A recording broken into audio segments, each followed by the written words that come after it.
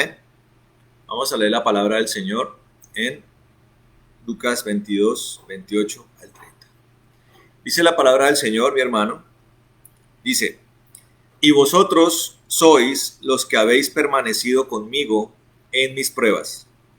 Yo pues dispongo para vosotros un reino, como mi Padre lo dispuso para mí, para que comáis y bebáis en mi mesa, en mi reino, y os sentéis sobre tronos para juzgar a las 12 tribus de Israel. Amén. Vuelvo y repito, dice, versículo 28. Y vosotros sois los que habéis permanecido conmigo en mis pruebas. Yo pues dispongo para vosotros un reino, como mi Padre lo dispuso para mí, para que comáis y bebáis en mi mesa, en mi reino, y os sentéis sobre tronos para juzgar a las 12 tribus de Israel. Amén. Bueno, mis hermanos, hermosa palabra esta, mi hermano, que Dios nos ha regalado aquí, donde dice que Él ha dispuesto algo precioso para nosotros. Por eso el título de la palabra de hoy se llama Dios nos asigna un reino. Amén. Dios nos asigna un reino. Y meditaba yo ayer acerca de los tiempos feudales, tiempos caóticos en Europa, tiempos que transcurrieron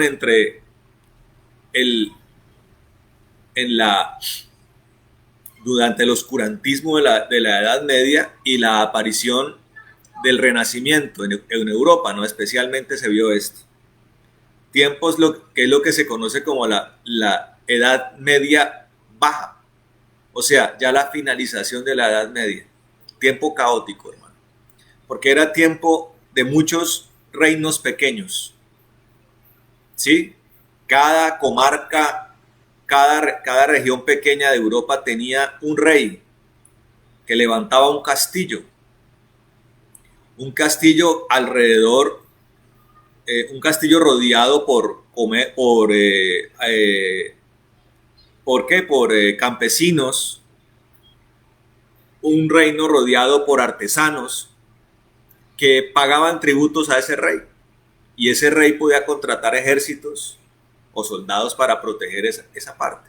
Y cada uno de esos reyes entraban en un conflicto, hermano, en un conflicto. Había guerras, derramamiento de sangre, hasta que apareció el mercantilismo, y con el mercantilismo apareció el concepto de Estado. ¿Sí? Ya los territorios fueron uniéndose unos a otros y se fueron definiendo las fronteras muy similares a las que hoy conocemos en Europa. Sí, esa es la evolución de la sociedad. Una evolución que siempre ha traído un conflicto entre las partes. ¿Sí? Alguna vez Thomas Hobbes hablaba acerca del contrato social. Y el contrato social se basa en algo que usted puede comprenderlo desde una perspectiva de Dios. El contrato social dice que nosotros tenemos compromisos con la sociedad. Nosotros tenemos un pacto de convivencia, donde nosotros tenemos que respetar los límites de nuestros prójimos, de nuestros conciudadanos, y tenemos que no sobrepasar los derechos que están implícitos a cada uno de esos ciudadanos. Pero la palabra de Dios nos enseña, hermano, que estas son cosas de difícil cumplimiento para los seres humanos, porque dice que el ser humano anda en guerras y en rumores de guerras, ¿sí? Y la palabra nos enseña en la carta del apóstol Santiago, que son ocasionadas por los apasionamientos, por los desbordes emocionales de los hombres, que exacerban los personalismos, los egoísmos, y cada uno de ellos entra en conflicto los unos con los otros. De ahí provienen las guerras. y los conflictos y las disensiones y las divisiones y los derramamientos de sangre que están allí desde el comienzo de la humanidad, hermano. La familia más poderosa, porque era la única familia que había, que era la familia de Adán y Eva, lo vivieron. Tuvieron 2 hijos, hombres. Y el uno odiaba al otro profundamente, sentía envidia. Y era una envidia que estaba basada en el hecho de que Dios tenía más agrado por Abel que por Caín, que eran los 2 nombres de esos muchachos. Y el uno terminó por envidia matando a su hermano. Sangre derramada, sangre que gritó por justicia ante los oídos de Dios. Y Dios demandó de parte de Caín una explicación de por qué había matado al hermano. Algo que despertó una profunda indignación de parte del Señor. Una indignación que es vigente hoy, porque la humanidad ha crecido en número, pero la dinámica es igual. Y cuando hablamos de reinos, estamos hablando de cosas individualistas, egocentristas. Últimamente está muy en boga lo que se conoce como la ontología. La ontología es una corriente filosófica y también le diría que espiritual que atribuye al hombre virtud, que atribuye al hombre una especialidad, una asignación que no es la de Dios. Y es la de convertir a cada hombre en un Dios con capacidad, con una serie de poderes, de transformación, de autosanidad, de autogobierno. Aparentemente es bueno. ¿Sí? Aparentemente es bueno porque supuestamente potencia la capacidad del hombre.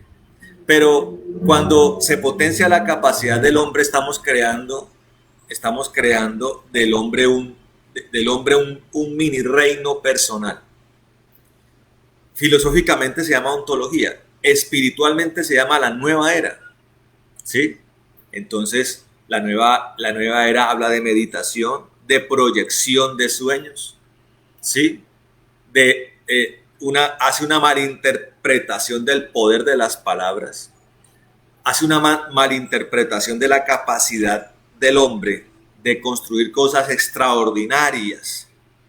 Y esa corriente, tanto filosófica como espiritual, hace un daño terrible porque lleva a que cada persona vaya al cumplimiento de sus sueños, cosa que va a encontrar un obstáculo cuando ese sueño sea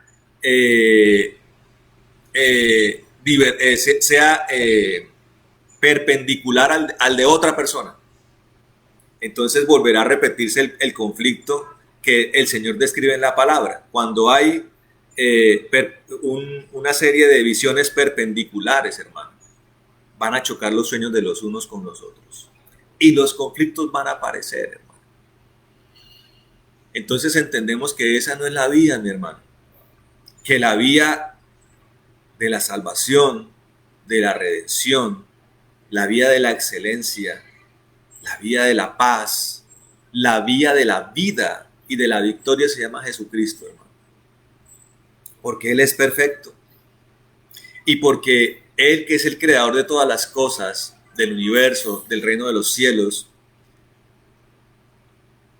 nos tiene algo mejor que lo que nosotros podemos concebir. Y en este sentido, en esto que estoy hablando, reposa mucho, ayuda mucho a entender el concepto de descanso que Dios quiere que tengamos. El concepto de descanso que Dios quiere que tengamos tiene que ver con entender que Dios es el que tiene lo mejor para nosotros, hermano. Viene de entender que Él es el que hace las cosas correctamente y perfectamente. Que Él es el que tiene un designio más allá de lo imaginable, hermano. Nosotros queremos una cosa, Dios quiere cosas mucho más grandes que esas, hermano. Nos ha abierto la puerta y por medio de Jesucristo nos ha rasgado el velo para que entremos al lugar más santo. Y de la mano del Padre, hermano, nosotros podamos cumplir el objetivo que Dios tiene, que es mejor que cualquier cosa. Y alguno dirá, no estoy de acuerdo, pero la palabra de Dios dice que el que quiere ganar el mundo, ¿de qué sirve ganar el mundo si va a perder su alma? Dice la palabra. Y la palabra también dice que el que quiera guardar su vida, la perderá.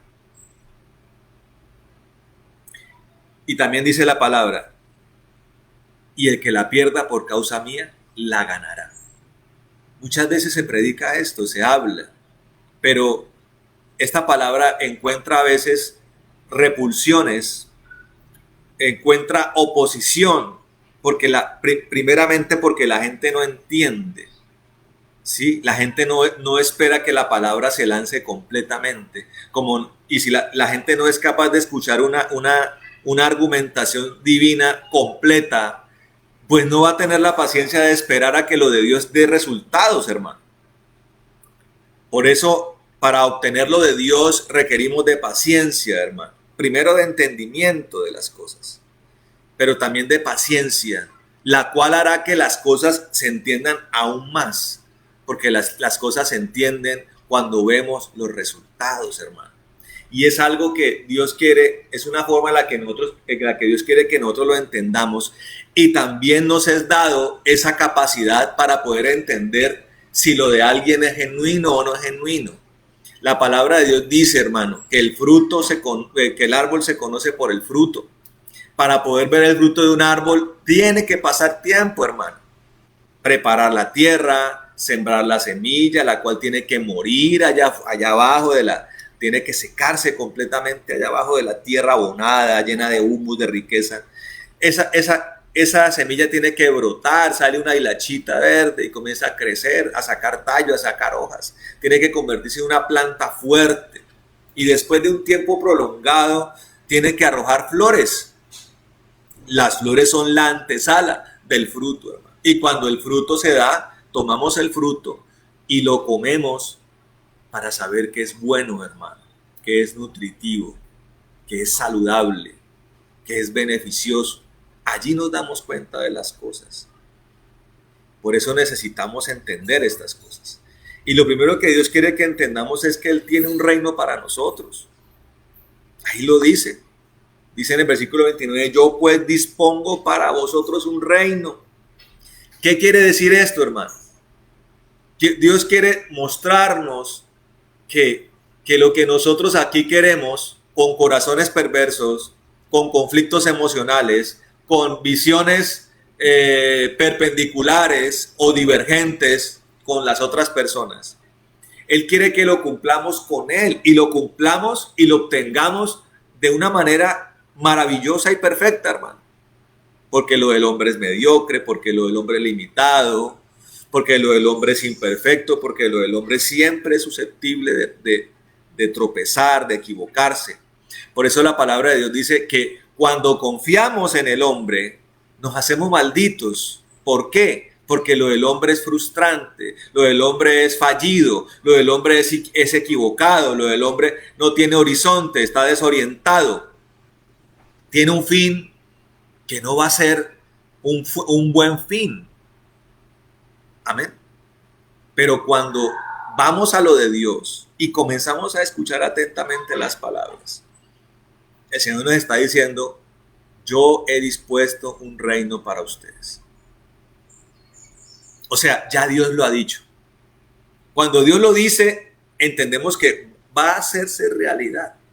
Que Dios tiene todo disponible para hacerse realidad, pero no en la forma en la que nosotros queremos, sino en la forma en la que Él quiere, que es la mejor además. ¿Por qué digo esto? Porque la gente anda buscando a Dios procurando reinos personales, hermano. Ahí hay un gran problema. Y volviendo al punto de los mini reinos feudales, meditar en eso fue inspirado por lo que vimos, por lo que vemos en las iglesias cristianas hoy, donde la inmensa mayoría de los pastores, porque son los encargados de las congregaciones, que son los que se conocen como los ángeles de la iglesia, han convertido esas congregaciones, las han convertido en un mini reino de ellos. Se han adueñado de las congregaciones. Hermano, la palabra del Señor dice que nosotros somos mayordomos. Yo sé que hay personas en nuestras congregaciones que tienen propiedades, tienen tierras, tienen lugares que Dios les ha permitido obtener con su trabajo o por bendiciones de Él. Si usted, hermano, tiene una casa o tiene una finca o una hacienda o una tierra o una propiedad y usted la deja en cuidado del servicio o de la mayordomía, es simplemente una delegación administrativa de encargo. Pero usted, ¿qué pensaría, hermano, si cuando viene usted a mirar cómo le cuidaron su propiedad, se da cuenta de que lo que hizo el mayordomo fue apropiarse del lugar? ¿Usted qué pensaría, hermano? ¿Le gustaría? ¿Sale usted de viaje y llegar y dejar y encontrar que su mayordomo se apropió de su casa o de su apartamento, o que la empleada del servicio se apropió de la finca? ¿Cómo lo vería usted, hermano? Pues eso es lo que la gente ha hecho, lo que los pastores han hecho con las congregaciones, con la iglesia del Señor. Se han apropiado de ella para fabricar sus propios reinos. O sea, para cumplir los sueños del mundo dentro del cuerpo de Cristo. O sea, hacer las cosas al revés. Nosotros entramos al cuerpo de Cristo para cumplir los sueños de Dios. No entramos al cuerpo de Cristo para cumplir los sueños del mundo, porque esos son los sueños del mundo. Pregúntele usted a la gente del mundo cuáles son sus sueños. Sus sueños son dinero, sus sueños son salud, sus sueños son amor o fama o este tipo de cosas. Y la gente sueña con eso. Unos son más esforzados que otros y logran alcanzar esa visión de las cosas. La mayoría se quedan en frustraciones, carcomidos de envidia porque el vecino tiene más plata que él, porque el vecino trabajó más que él, porque el vecino se preparó más que él y alcanzó mejores cosas. Pero todas esas visiones son equivocadas, hermano, porque son las visiones del mundo, que ahora son alimentadas por la filosofía contemporánea, por la ontología, por la apología del superyo y del superhombre, y la nueva era con sus corrientes espirituales alimenta esto. Por eso la gente hoy visita lugares paradisíacos, por eso la gente hoy se ha vuelto mística, por eso la gente hoy se tatúa a Buda en el brazo o en la pierna, por eso la gente hoy anda practicando Qigong, anda practicando Feng Shui, anda practicando todo este tipo de cosas de la nueva era, hermano. La invocación de los elementos de la materia, la hechicería, la brujería, la adivinación. Y la iglesia no ha sido ajena a esto, hermano, porque se ha metido la adivinación y lo llaman profecía de Dios. Se ha metido la prosperidad del mundo, y a eso le llaman la prosperidad de Dios. Se ha metido la doctrina de claritis aguda, de los decretos, de las declaraciones, de que todo lo que yo decreto y declaro se tiene que hacer realidad. Cuando no se han puesto a pensar ni siquiera cuál es la voluntad de Dios, hermano. Y cuando usted comienza a analizar las promesas que Dios tiene por medio de su Hijo Jesucristo, todas tienen cláusulas, o sea, todas tienen condiciones. El Señor, por ejemplo, dice: seréis prosperados en todo, como tu alma prospera. O sea, ¿qué quiere decir esto? Dios quiere prosperarnos. Dios nunca nos ha llamado a una vida de pobreza, ni a una vida de miseria, ni a una vida de desnudez y de ruina. Nunca nos ha llamado Dios a eso. El que haga apología de estas cosas está equivocado, porque esa fue una de las razones por las cuales Cristo murió en la cruz por nosotros. Pero, hermano, Nuestra prosperidad es desatada en la medida en que nuestra alma prospera. ¿Cuál es la prosperidad de nuestra alma? La salvación, la afirmación en Cristo, hermano. Entre más afirmado esté usted en Cristo, más prosperidad de Dios viene. Entonces, las cosas de Dios son como la matemática, hermano. Tiene fórmulas, tiene desenlaces lógicos. Si usted tiene afirmada su alma, tiene el primer amor de Dios allí, usted es una persona que está aferrada a Cristo, lo que usted reciba en esa condición viene de Dios. Pero mientras usted sea desobediente a Dios, mientras usted esté viviendo para el pecado, mientras su alma esté en la cornisa de la condenación, o sea, tenga aún vigencia de condenación, entonces todo lo que esté recibiendo no proviene de Dios. Por eso hay gente rica y perdida, hermano. Hay gente rica, muy rica, fincas, haciendas, cultivos, ganado, empresas, pero no tienen a Cristo, no están afirmados allí, no están asegurados en la salvación. Entonces, ¿quién es el que le ha dado esa prosperidad terrenal? El príncipe de este mundo, hermano, el príncipe de las potestades del aire, el mismo que tentó al Señor allá en los últimos días de la ayuno de 40 días que tuvo el Señor. Ese mismo es el que proporciona lo que sus hijos quieren. Cada padre le da al hijo que le corresponde. Allá los que son papitos, usted no anda manteniendo al hijo del vecino, hermano. Ni el hijo del vecino le está dando de comer al suyo. Igual en el mundo espiritual. ¿Quién se encarga de los hijos de las tinieblas? El papá de las tinieblas. ¿Quién se encarga de los hijos de la luz? Nuestro Padre Celestial, amén. Así de sencillo. ¿Qué es lo que define si soy de las tinieblas o de la luz? Mi condición de salvación. Entonces, las cosas de Dios tienen premisas y cláusulas, condiciones. Y este texto no está ajeno a eso. Está diciendo, yo tengo un reino para ustedes, yo dispongo un reino para ustedes en el cielo, como mi Padre lo dispuso para mí. Pero fíjese en el versículo 28. El versículo 28 viene siendo la cláusula. Dice, y vosotros sois los que habéis permanecido conmigo en mis pruebas. O sea, ¿para quién es el reino que Dios ha asignado, que Dios ha dispuesto, que el Padre ha dispuesto? Está especialmente establecido para todos aquellos que han permanecido con el Señor en sus pruebas. O sea, para todos aquellos que en su propia vida han replicado la vida de Cristo, hermano. Ahora medite en la vida del Señor. Medite y esa será su vida.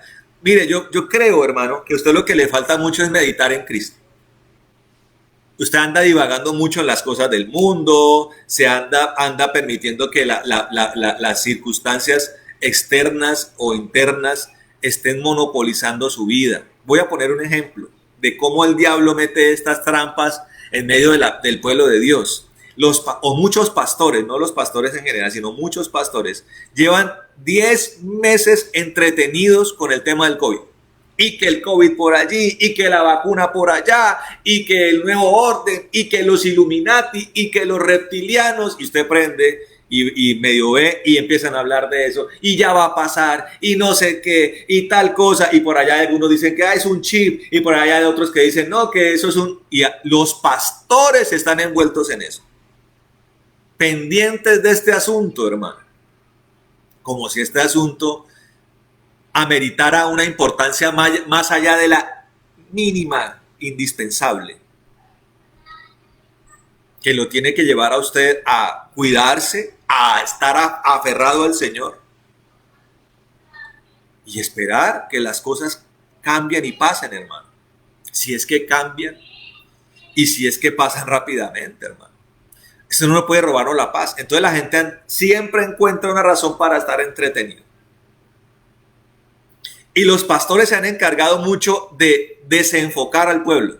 Entonces hay congregaciones, por ejemplo, yo las conozco, donde el pastor celebra Día de los Reyes, San Valentín, Semana Santa, Día del Niño, Día de la Madre, Día del Padre, fiesta local de la ciudad que le corresponda, del pueblo que le corresponda. Celebran el mes de los vientos, celebran el amor y amistad, celebran Halloween, le cambian el nombre pero lo celebran. Celebran todo, hermano. Celebran Navidad, celebran Año Nuevo, todo lo celebran, todo lo celebran. Y cada vez que juega la selección Colombia, lo celebran también. Visten a la iglesia de amarillo, azul y rojo, ponen en la pantalla de fondo a James Rodríguez metiendo un gol. Todo es una apología del mundo, hermano. La iglesia se convirtió en un centro de entretenimiento.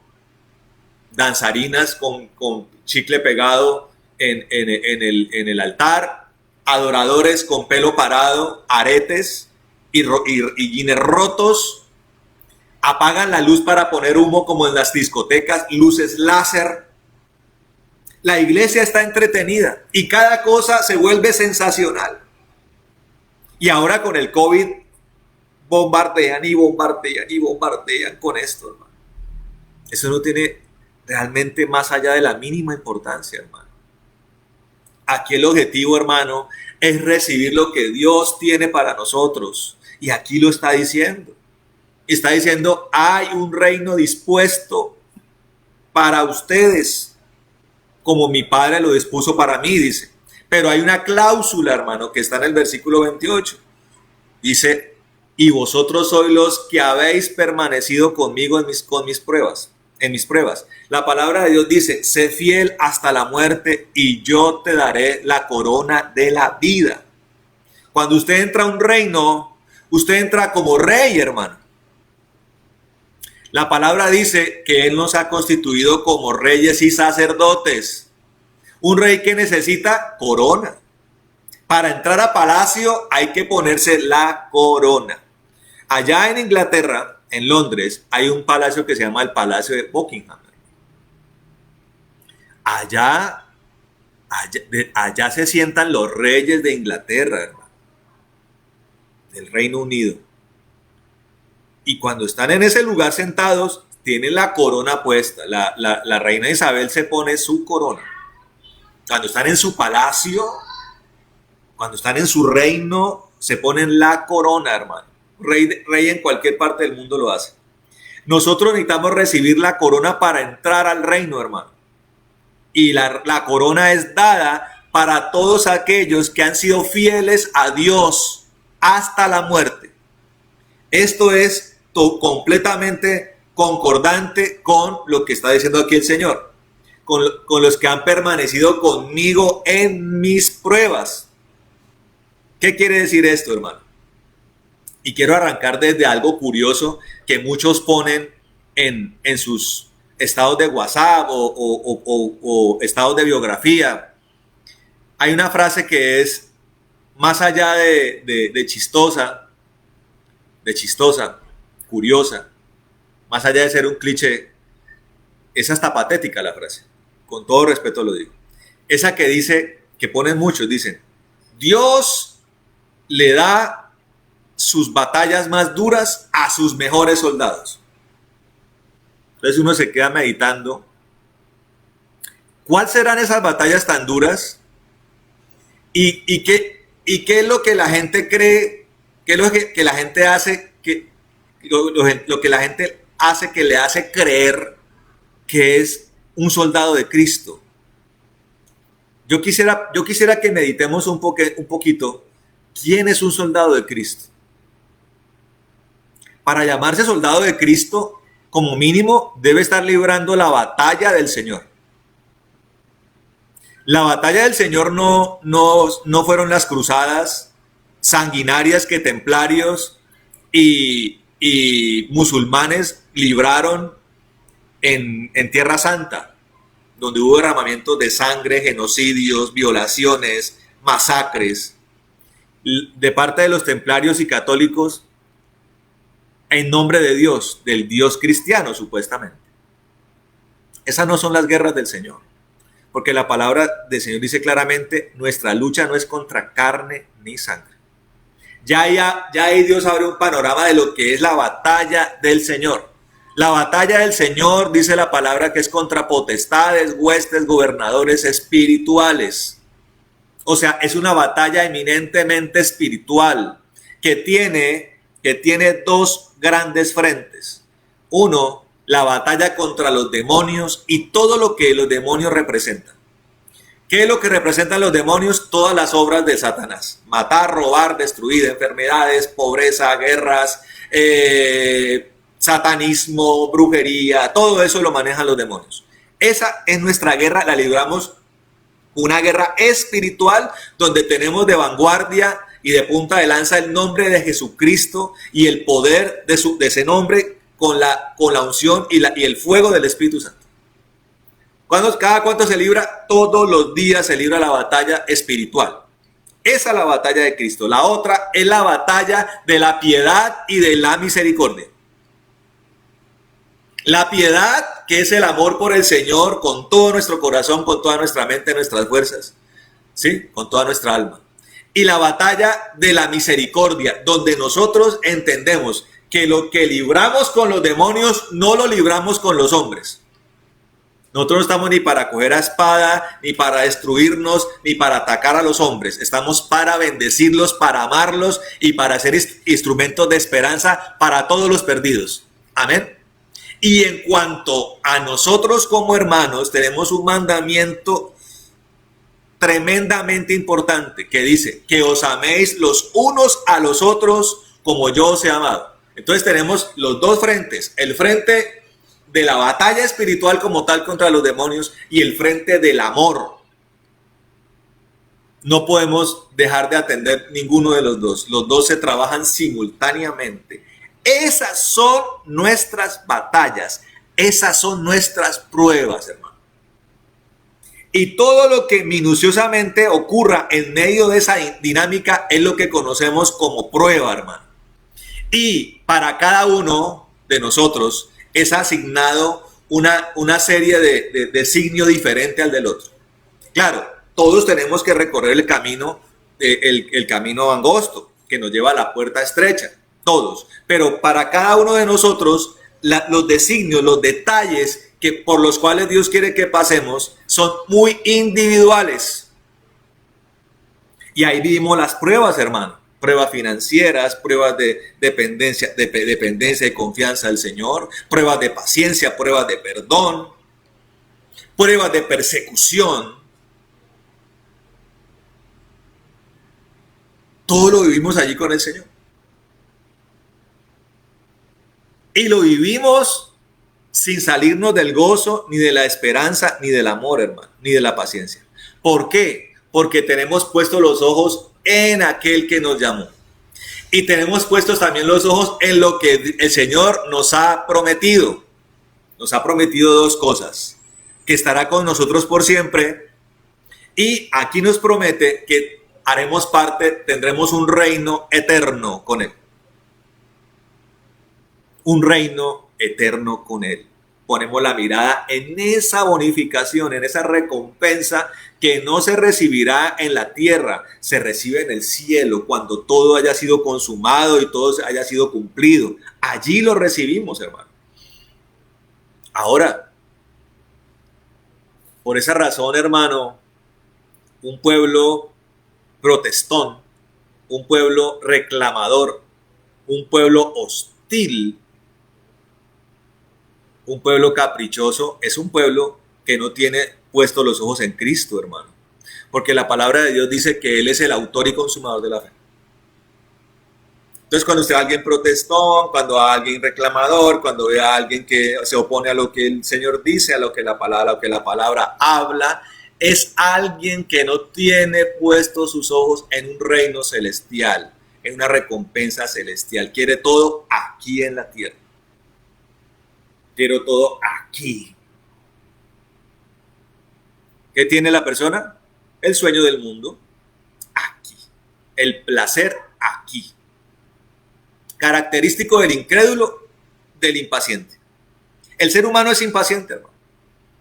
Por eso la gente cae en fornicación, por ejemplo, por impaciente. La gente no es capaz de guardarse hasta su esposa para disfrutar de las mieles de la intimidad y de la sexualidad en el matrimonio, hermano. Ya los perversos a los 10, 11 años ya están pensando en tener relaciones sexuales. No se guardan. El impío no es capaz de hacerlo. Pero la impiedad tiene esa característica, hermano. Pero el pueblo de Dios, ¿por qué el pueblo de Dios se porta como el impío, hermano? Es que ahí está el problema. El impío es impío, hermano. Pero Dios demanda más de nosotros. Del impío, que demanda, que se arrepienta, hermano, que se arrepienta y se reconcilie con él. De nosotros, ¿qué demanda? Ser como él. De nosotros, ¿qué demanda Dios? Ser como él. Dice la palabra que el que dice ser su discípulo debe andar como él anduvo. La palabra de Dios dice: sean imitadores de mí como yo soy de Cristo, dice el apóstol Pablo. Imitadores de Cristo.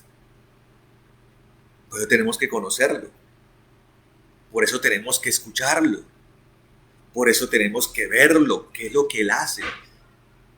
¿Cuáles son sus respuestas ante cada situación? Y Él todo lo hace perfecto. Por eso tenemos que ser observadores de Dios, hermano. Y oidores y practicantes de lo que Dios nos enseña, hermano. Ahí está la promesa. ¿Y qué más incluye esa promesa, hermano? Dice acá, versículo 30, dice: para que comáis y bebáis en mi mesa, en la mesa en mi reino. Hay un banquete, hermano. Hay mesas servidas con los mejores platillos que el reino de los cielos puede ofrecer. Las mejores viandas, en medio de su presencia, de su gloria, está preparada para nosotros. Una provisión ilimitada, hermano. Está preparada para nosotros. Que nos sentemos en una mesa con Él. Con el Rey de toda la gloria, hermano. Y además dice que hay tronos puestos para juzgar las tribus de Israel. Dios nos ha llamado, hermano, también a que seamos ejecutores de su plan, hermano. No de nuestro plan. No de nuestro plan. Hay algunos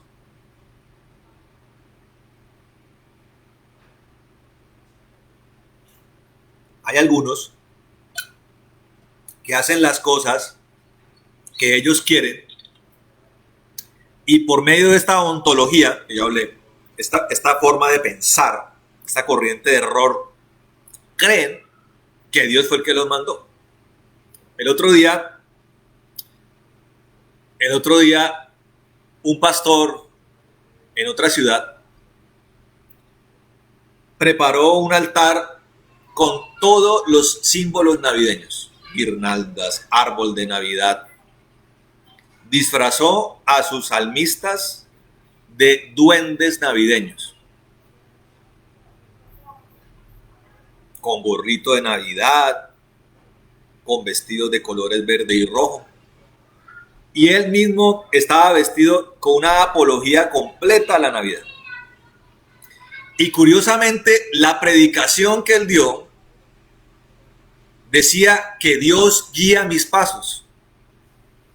Él hablaba acerca de que Dios guiaba los pasos de él y que Dios quería guiar los pasos del auditorio, de los que estaban oyendo esa predicación. Hermano, es una cosa que carece de sentido, hermano. Nosotros no podemos decir que Dios guía nuestros pasos y estamos haciendo algo en ese mismo momento, algo que está completamente alejado de la voluntad o del deseo de Dios. Eso habla del poco conocimiento que se tiene de Dios. Eso habla de los mini reinos que hacen su propia voluntad en medio de la iglesia de Cristo. Habla de mayordomos que se apropiaron de lo que es de Dios. Y habla de lo perdida que está la iglesia, hermano. por no hablar de otras cosas. Pastores que hablan en contra del adulterio y están adulterando. Pastores que hablan en contra de la codicia y son codiciosos. Pastores que hablan de libertad y tienen subyugado a las personas de la iglesia. O sea, los convierten como en esclavos de su propio reino. La gente no tributa a Dios, sino que tributa a los hombres, hermano. Pastores que toman los diezmos para hacer lo que quieren con los diezmos. Los diezmos no es para hacer lo que uno quiere, hermano. Los diezmos están hechos para que haya alimento en la casa de Dios. Los diezmos no están hechos para yo vivir mis placeres mundanos, desenfrenados. Es para que haya alacena llena en la casa de Dios. Y es para también ayudar al que lo necesita. Y es también para promover el evangelismo, hermano. Esto habla de lo mal que está enfocado el pueblo de Dios. Y Dios está hablando estas palabras para que nosotros entendamos qué es lo que Dios quiere para nosotros. ¿Cuáles son las cláusulas que están allí? Las condiciones. Y yo quiero que usted entienda que Dios quiere esto en medio de un desarrollo misericordioso de parte del Señor. Porque a veces tenemos momentos de crisis, hermano. Pero son momentos de crisis donde Dios nos socorre para levantarnos y continuemos nuestro caminar en dirección al propósito de Él. Aquí lo está diciendo el mismo pasaje. Pasemos al versículo 31. Miren lo que dice el versículo 31 del capítulo 22. Dice: Simón, Simón, he aquí Satanás os ha pedido para zarandearos como a trigo. Pero yo he rogado por ti que tu fe no falle. Dígale a que está al lado que tu fe no falle. Y tú, cuando hayas vuelto, confirma a tus hermanos.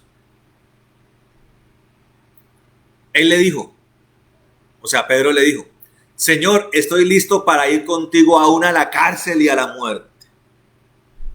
Paremos allí un momento. ¿Cuántas veces Dios nos habla, el Señor Jesús nos habla y advierte cosas? Aquí está advirtiendo una cosa. Le está diciendo a Pedro: Pedro, Satanás ha pedido para zarandearte. Yo le hago una pregunta, hermano, para que usted se la conteste allá. ¿Será que Satanás lo ha pedido a usted para zarandearlo? Puede que sí, puede que no. ¿Por qué no? Satanás no ha pedido a alguien para zarandearlo, ¿sabe por qué no? Porque no lo ha visto con Jesús. Entonces sabe que aquel que no ha estado con Jesús, ¿para qué zarandearlo si está perdido? Yo le digo una cosa: el enemigo es un ser disciplinado, paciente, esforzado. ¿Usted sabía? El diablo no pierde el tiempo, ni desperdicia el tiempo. Él está enfocado en su plan. Por eso él no pierde el tiempo en el que no está con Jesús. ¿Por qué el enemigo pidió a Pedro? Porque lo vio durante 3 años y medio con Jesús. Lo vio ahí sirviéndole, ayudando, orando por enfermos. Lo vio, dijo: a este pescador barbón lo quiero para zarandearlo. ¿Cómo fue eso? Fue igual que con Job. Fue el enemigo a rendir cuentas delante de Dios. Se postró, porque él se postra y todo delante de Dios. Y el Señor le pregunta, como le preguntó en el libro de Job: ¿qué andas haciendo? No, aquí merodeando. Porque él merodea la tierra, hermano. ¿Y qué es lo que usted quiere? ¿Usted quiere algo? Le dijo Dios a Satanás. Sí, quiero al barbón ese de Pedro para zarandearlo. ¿Por qué lo pide? Porque se le volvió un objetivo militar. Quiero zarandear a ese hombre. Y el enemigo lo hace desde una convicción que él tiene. Y es que para hacerlo, porque está seguro que lo puede hacer caer. Ahora, a los que no ve con Jesús, ¿para qué los pide? Pero ¿a quién sí pide? A los que ha visto con Cristo. Entonces, si usted está con el Señor, escuche esto. El enemigo lo ha pedido para zarandearlo. Algunos, ay, ¿cómo así? Se asustarán. Escuche esto, hermano. La palabra de Dios dice que los cobardes no pueden entrar al reino de Dios. Es muy posible que como usted está con el Señor, el enemigo ha dicho, quiero a ese para zarandearlo. Y el Señor le dijo, al mismo que le da el anuncio, le da la salida, le da la esperanza, le dice, pero yo he orado por ti para que tu fe no decaiga. Yo le hago una pregunta, ¿qué oración es mejor que la del Señor Jesucristo? ¿Será que nuestra intercesión será mejor que la del Señor? Digo, no. La oración que más escucha el Padre es la del Hijo.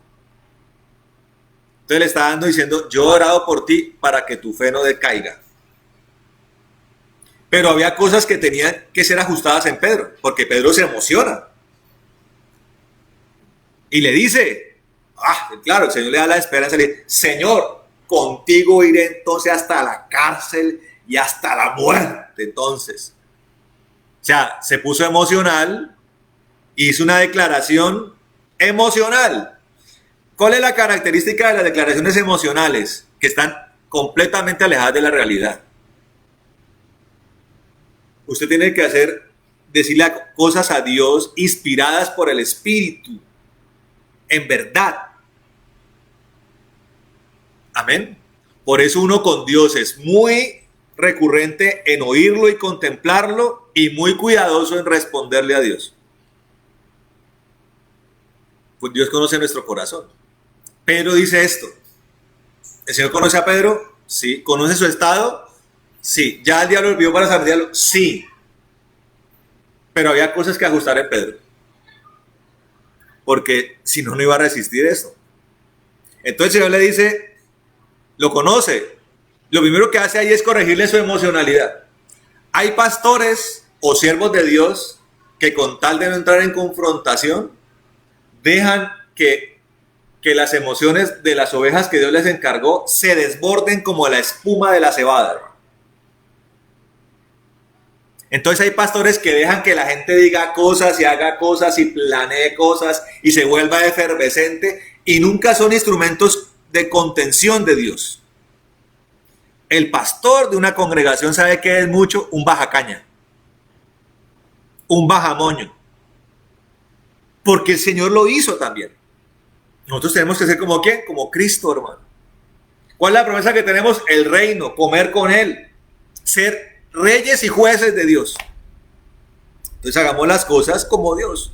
Se desbordó la espuma de cerveza de Pedro. Y el Señor lo que hizo fue suprimírsela y le dijo, porque lo conocía, le dijo, Pedro, te digo que el gallo no cantará hoy antes que tú hayas negado 3 veces que me conoces.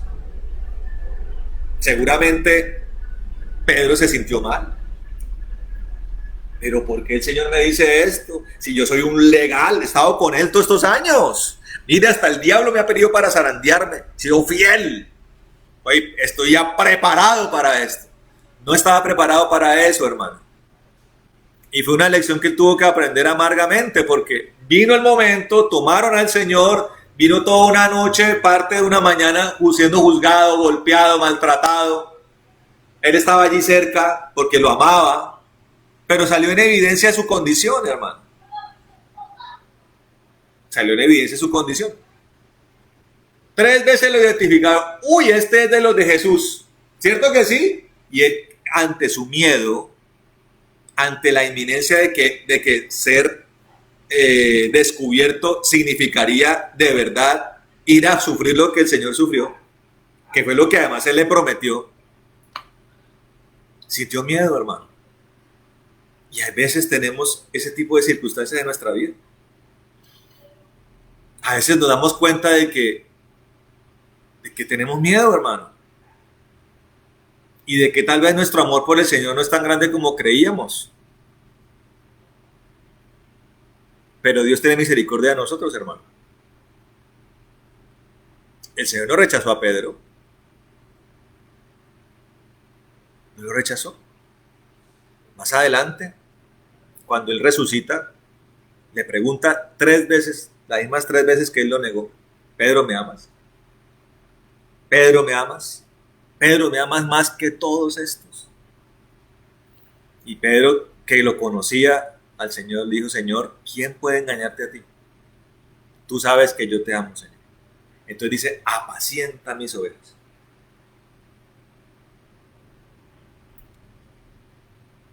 Pedro, a través de la experiencia de la prueba, llegó y adquirió un estado de madurez. Pero la experiencia y la madurez que la experiencia de Dios necesitaba ser sellada, hermano.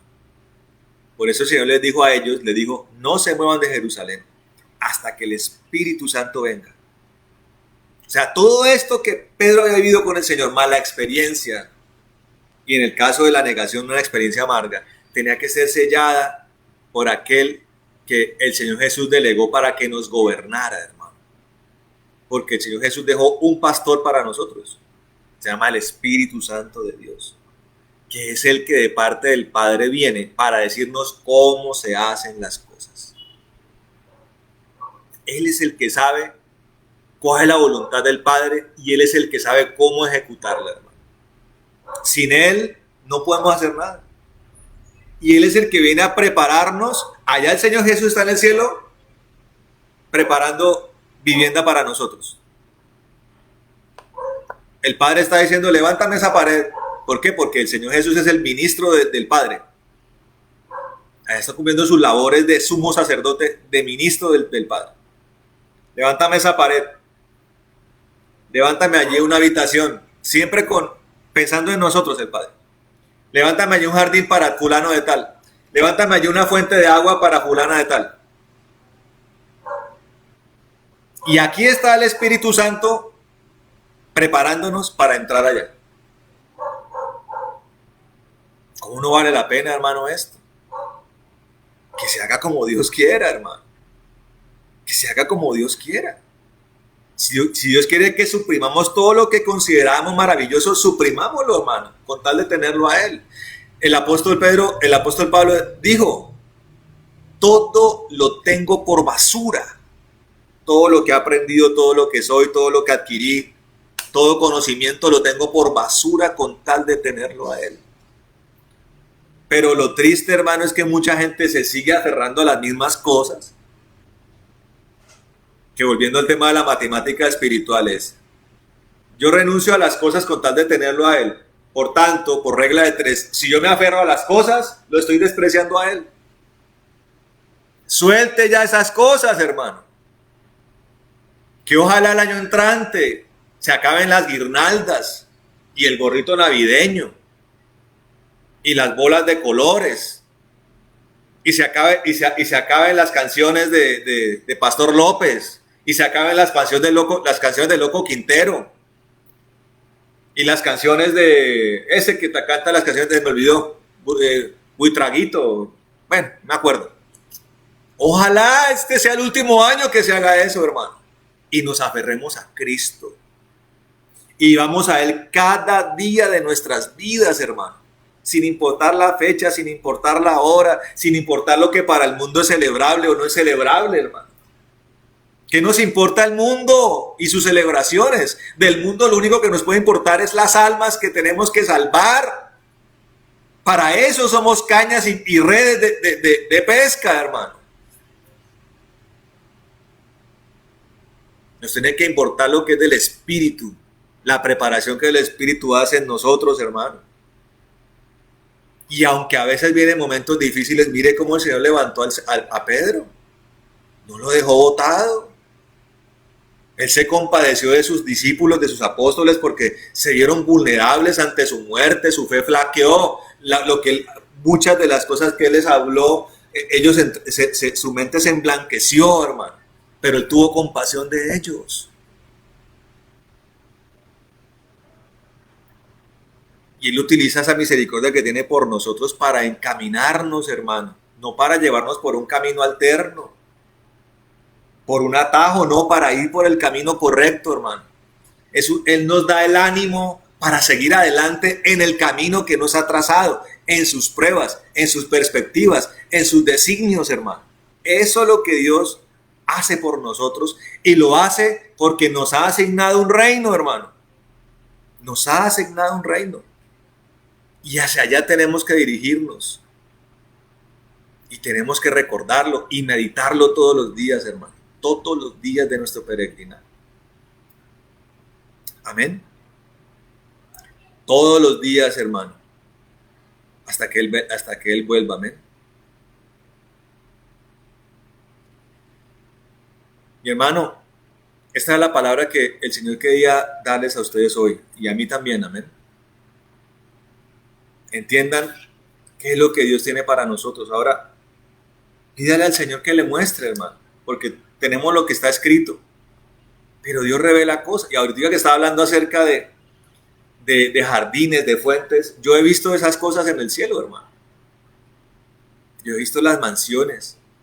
El reino de los cielos está lleno de fuentes, de aguas preciosas, de construcciones que ni la mejor, ni la ingeniería, ni la arquitectura de avanzada en el mundo puede construir, hermano.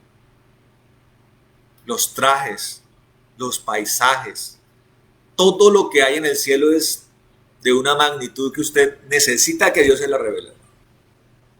Para que usted deje de anhelar esto. Para que entendamos incluso de que si Dios nos bendice mucho, somos simples mayordomos, hermano. Si tenemos una casa, tenemos que hacer con esa casa lo que el rey quiere. Si Dios nos da tierras, tenemos que hacer lo que Él nos diga porque somos mayordomos.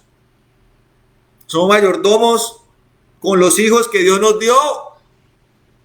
Tenemos que ir ante el rey a preguntarle al Señor qué quiere de nuestros hijos. No imponer lo que nosotros creemos o lo que ellos quieren, hermano. No es lo que nuestros hijos quieran. Tiene que entenderlo, mi hermano, y despójese de toda esta corriente del mundo. Mire, hermano, yo lo invito a algo que si usted lo logra, usted va a ser una persona realmente feliz en Dios. Deje de andar pensando en el calendario del mundo y celebre a Cristo todos sus días, todos los días de su vida.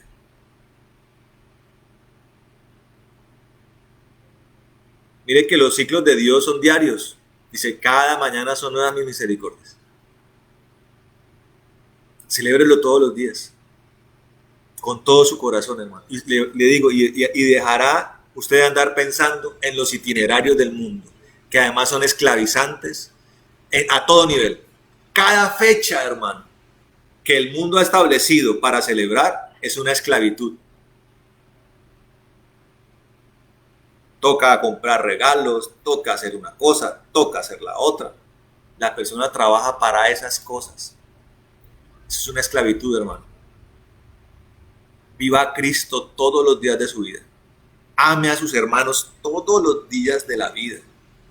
Hay gente que uno solamente bendice cuando cumple años. ¿Por qué? Y los otros 364 días, ¿qué estamos haciendo, hermano?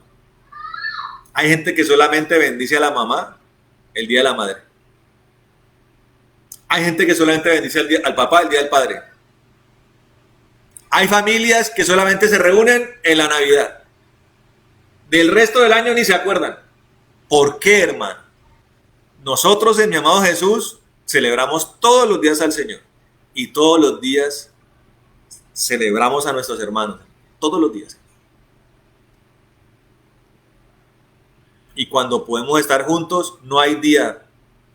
Si tenemos la oportunidad, no hay día que lo impida, hermano. Porque somos una familia en Cristo, hermano. Amén. Y usted tiene que comprenderme. Y hermano, y nuestro amor por el mundo no es por lo que el mundo hace. Nuestro amor por el mundo es por los que están perdidos en el mundo. A ellos hay que ir con oración, con intercesión y predicando el evangelio. Y especialmente siendo testigos verdaderos de Cristo, con legitimidad, irreprensibles e irreprochables. Amén. Vamos a orar, hermanos, porque queremos el reino. Yo no sé si usted no quiere el reino que Dios nos ha asignado. Tiene que ser uno muy torpe y tonto para decirle a lo que Dios nos ha asignado, no lo quiero.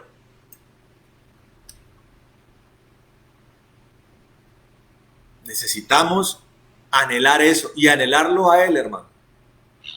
Amén. Vamos a orar.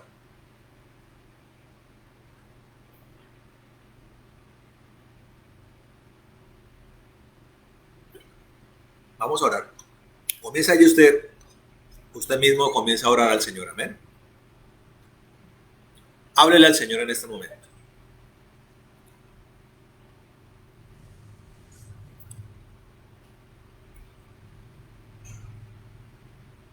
Bueno, Padre amado, te damos gracias en este momento. Te bendecimos, amado Dios, por todas las cosas que haces por nosotros, Señor. Señor, tu palabra dice que la verdad nos hace libres, Señor. Gracias por darnos la libertad. Porque nos has dado las herramientas para destruir las cadenas, Señor. Para destruir los cepos. Para destruir los grilletes que el enemigo había colocado en nuestros cuerpos, en nuestras almas, Señor. Y nos ha llamado a la libertad, Señor. A la libertad de ser tus hijos, Señor. A la libertad de ser tu pueblo, Señor maravilloso. A la libertad del pecado. A la libertad de la iniquidad. A la libertad de la maldad, Señor. Hoy te pedimos, Señor, de verdad, que tú no rompas todo esto en nuestras vidas. Y queremos decirte hoy, Señor, en el nombre de Jesucristo, que eso que tú nos has asignado, eso es lo que nosotros queremos. Señor, yo te pido en el nombre de Jesucristo que esta sea una solicitud unánime de mi amado Jesús. Que todo miembro de mi amado Jesús anhele de verdad el reino tuyo, Señor. Que empiecen a entender que tú nos bendices acá, Señor. Pero que lo especial, Señor, que lo más importante, lo grueso, lo glorioso está allá. Y que allá es que quieres que lo celebremos, Señor. Por tanto, por cuanto todo lo superior está allá, lo que está acá es menospreciable, Señor. Lo que está acá tiene que ser considerado menor en cada uno de los corazones, Señor. Yo te pido que coloques este sentir en todos los corazones. Y que conforme a eso, Señor maravilloso, conforme a ese deseo de estar allí y de recibirlo, Señor, abandonemos el pecado. Aborrezcamos la iniquidad. Aborrezcamos las malas costumbres. Aborrezcamos los itinerarios del mundo, Señor. Nuestro amor por el mundo es por las almas, Señor maravilloso. Tu palabra dice que tú no viniste a condenar al mundo. Estabas haciendo referencia a las almas que están en el mundo. Al mundo, o sea, al grupo, a la humanidad. A eso te refieres con el mundo en ese pasaje. Ese es el amor que nosotros tenemos por las almas del mundo, no por el mundo, Señor. Ni por lo que el mundo hace, ni por cómo el mundo concibe las cosas. Eso es completamente menospreciable. Amamos las almas, Señor. Pero, Señor, las amamos, Señor, siendo como tú, Señor maravilloso. Adorándote en espíritu y en verdad. Siendo obedientes a ti, siendo buenos hijos, deseando que tú seas nuestro proveedor, deseando que seas tú nuestro amparador, que seas tú nuestro defensor, que seas tú nuestro juez, Señor, nuestro vengador. Señor, que sea tu fuerza, que sea tu espíritu, no es con espada, no es con ejército, es con el Espíritu Santo, Señor. Por eso pedimos, Señor, que inundes a tu pueblo. Inúndalo, Señor maravilloso.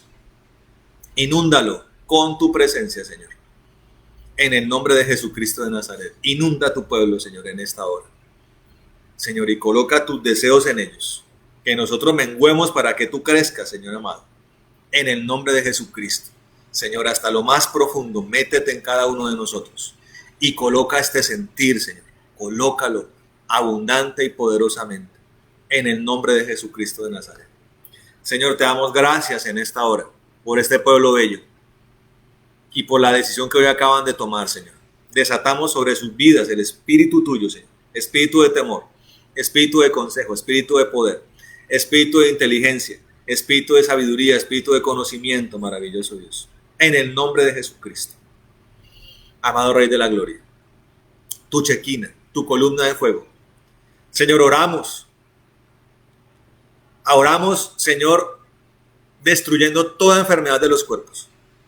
En el nombre de Jesucristo, escrito está, amado Dios, escrito está que por la llaga tuya somos sanados y curados. Hoy, Señor, toca las vidas de nuestros hermanos y toda enfermedad tiene que salir de los cuerpos en el nombre de Jesucristo. Toda enfermedad queda clavada, destruida en la cruz del Calvario. Y todo espíritu de enfermedad queda atado y echado al abismo en el nombre de Jesús de Nazaret. Al abismo, cualquiera que sea, de origen bacterial, de origen viral, queda destruida en el nombre de Jesús. Además está escrito que plaga no tocará la morada del Señor. En el nombre de Jesucristo de Nazaret. Señor, te pedimos que toques las mentes, sana psicológicamente a mis hermanos también. Atamos todo espíritu de locura, todo espíritu de control mental, todo espíritu de desesperación, de tristeza, de todo espíritu de depresión, de angustia, de ansiedad. Lo atamos en el nombre de Jesús de Nazaret y lo echamos al abismo en esta hora en el nombre de Jesucristo. Todo espíritu de muerte lo atamos en el nombre de Jesús y lo echamos al abismo. En el nombre de Jesucristo de Nazaret, Señor. Y le decimos a la muerte, ¿dónde está su aguijón? ¿Y dónde está la victoria del sepulcro? Sorbida ha sido la muerte en la cruz del Calvario, para que gane la vida en el nombre de Jesús de Nazaret. Señor, y también nosotros atamos todo espíritu de pobreza, de ruina, de miseria, de escasez, y lo echamos al abismo en el nombre de Jesús de Nazaret. Al abismo se va. Y pedimos, Señor, que traigas prosperidad a tu pueblo, Señor, en el nombre de Jesucristo. Señor, atamos todo espíritu de engaño en medio de todo esto. Y pedimos, Señor, en el nombre de Jesús, que tú reprendas el devorador de las vidas y abra las ventanas de los cielos para que haya abundancia y sobreabundancia. En el nombre de Jesucristo. Bendice los lagares, los graneros, las mesas, las despensas. Señor, en el nombre de Jesús, las tierras, las cosechas. Señor, pedimos que no haya justo desamparado, ni hijo de justo que mendigue pan, y que prosperemos en todo como nuestras almas prosperan. En el nombre de Jesucristo de Nazaret. Para la gloria y honra de nuestro Dios. Señor, pedimos la paz que sobrepasa todo entendimiento. Afírmanos en el gozo de la salvación. Y Señor, acampa tú alrededor de los que te tememos. Y pedimos que nos defiendas, Señor, siempre. Defiende a tu pueblo, cúbranos con tu sangre. Señor, los dinteles y postes de nuestras casas estén cubiertos por tu sangre, Señor. Amado Rey de la Gloria. Atamos toda retaliación y venganza de toda furia de las tinieblas y la echamos al abismo en el nombre de Jesucristo de Nazaret. Guarda a tu pueblo de todo mal, bendice la entrada, la salida de ellos. Oramos como lo hizo Aarón, que tú nos bendigas y nos guardes, haga resplandecer tu rostro sobre nosotros. Ten de nosotros misericordia, Señor, alces tu rostro sobre nosotros y pon en nosotros paz. En el nombre de Jesús, para la gloria y honra de nuestro Dios. Que nos bendigas, que ensanche nuestro territorio, que tu mano esté con nosotros y nos libre de todo mal para que no nos dañe. En el nombre de Jesús. Amén y amén. Bueno, mis hermanos, Dios los bendiga y los guarde. Me alegra mucho haber estado con ustedes. Sigamos en el Espíritu, sigamos en lo que Dios nos ha mandado. Guardémonos del mal, amén. Y seamos obedientes a Él. Nos vemos el martes en la oración de intercesión. Dios los bendiga. Amén y amén. Amén y amén.